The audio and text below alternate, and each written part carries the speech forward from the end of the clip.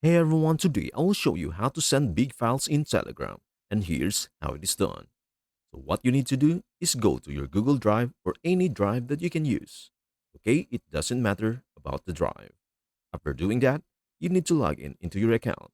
Click on this plus button and select the file that you want to send on Telegram. Okay, so select the file and upload on the drive. I already uploaded the video. So after uploading, you click on these three dots and click on Manage Access below here. Okay, on the second option, Manage Access. Here you click to change. Click right here. It will be restricted. You need to click on the second option, anyone with the link. So then you come again to this page. Click again on these three dots and copy the link. Then you need to come on your Telegram. Come on the chat that you want to send a big video and paste the link right here.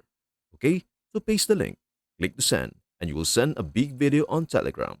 If you want to make this process with more videos, you can. You just need to upload more videos and do the exact process. I hope I help you on how to send big videos on Telegram. So if this video helped you in any way, hit the like button and subscribe to our channel to receive useful tips. That is everything you need to know about how to send big files in Telegram. Before we end, may I humbly ask you a favor? Please do like, share, and subscribe to our channel. This means the world to us.